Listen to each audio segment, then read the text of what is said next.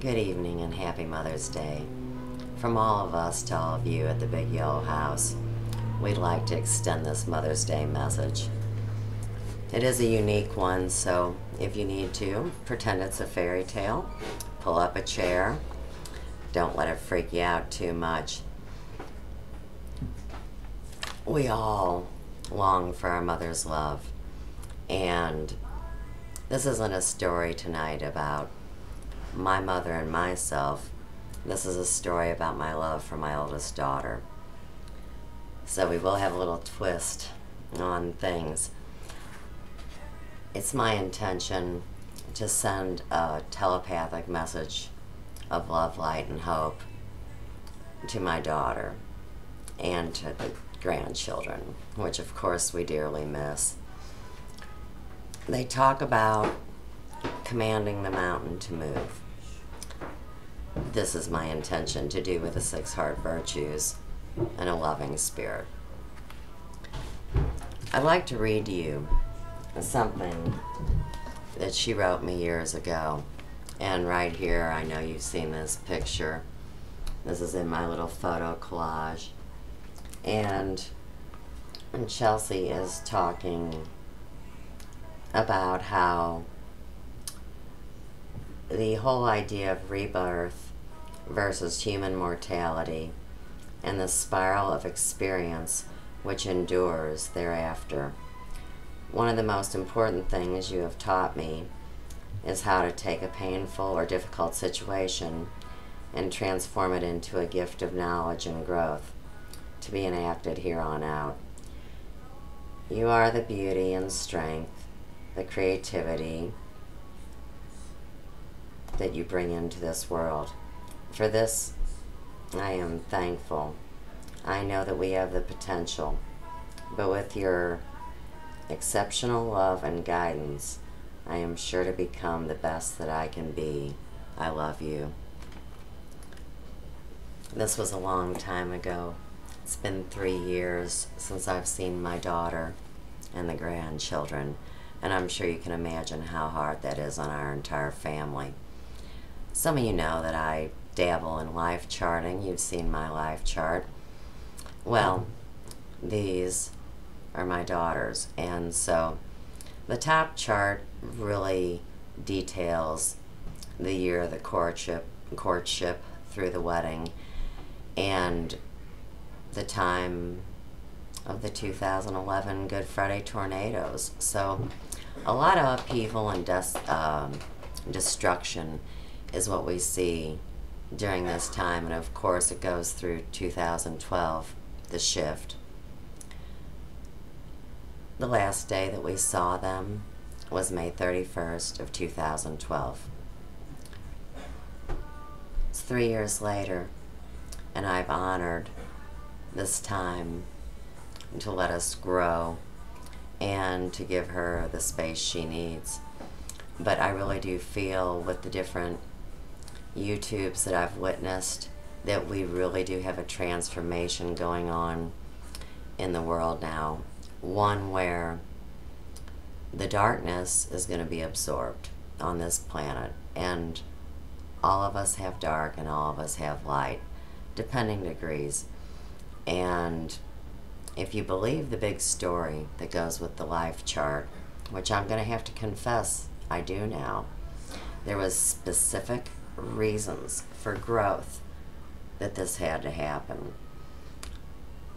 The day of the wedding, when our lives were crushed, God had me in the gazebo. And for those of you that don't know, I have high blood pressure. Empathetic people, we can feel each other's pain. I can zone into a client and know what's on their mind and go in there and help do soul work. So I guess over the years I've absorbed a lot of things, and that was a part of friendship, is how I knew it. So I will sacrifice a certain extent to help and love everyone unconditionally. But also at this point, it's about a need to speak out to the oppression of our entire family not getting to exchange love. And of course we know that's one of the things that keeps the world in this place where we can't believe heaven on earth has come.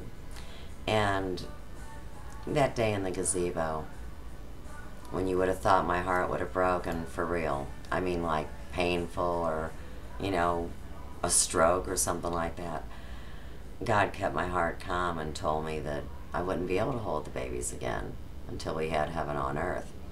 And I really do feel like we are issuing in that time now.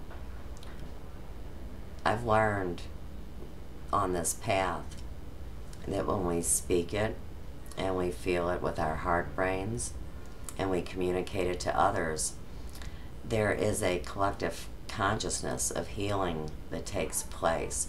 So on this day, with such great love for our birth mothers and for the people that were surrogate mothers to us and for any of the dear animals we've ever mothered, and of course to the top mother of all, Gaia, we're doing this healing work to bring about great times.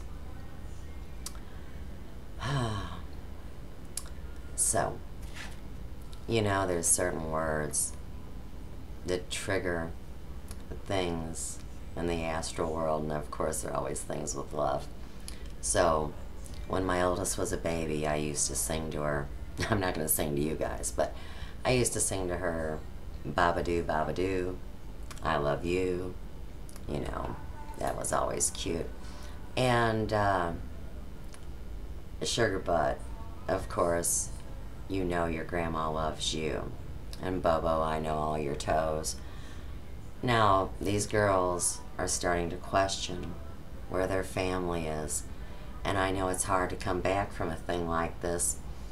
But the reason why I came on Facebook, I guess, in the main place, was because of love and friendship.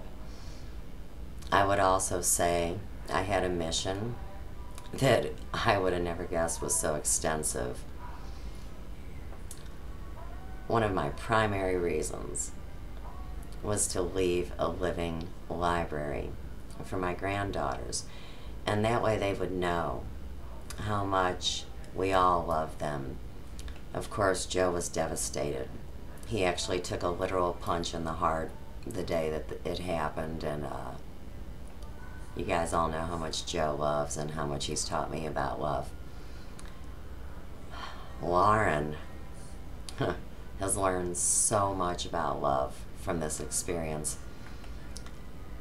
When she saw her older sister behave so angrily, it was like it almost burnt the nasty out of her. For you that know her, she's always been a pistol. So to have her now with a loving heart is one of the greatest blessings that I could have as a mother.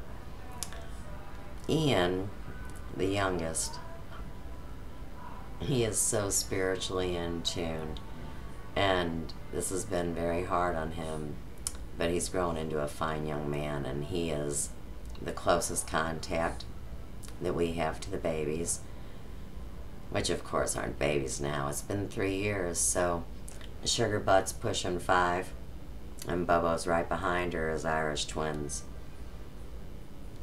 Pretty soon, Sugar Butt's gonna get on a computer and Google her grandma's name, and look at what she's gonna find.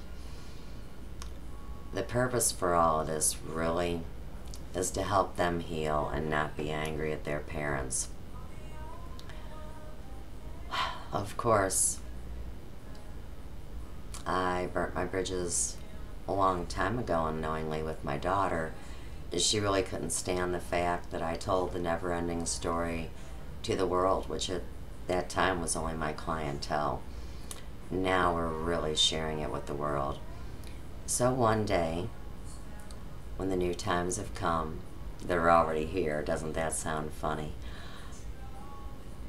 We'll work on grandparents' rights in the state of Missouri.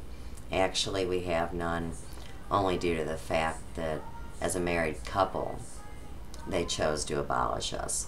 if they had been divorced, theoretically the parent that didn't have custody, the parents of that parent would get time with the kids.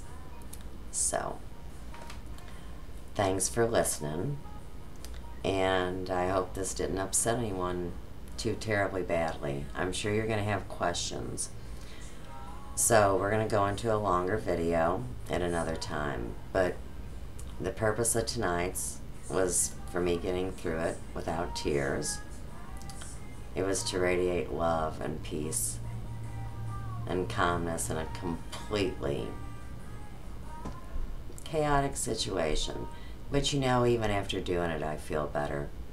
So, love and light from the big yellow house.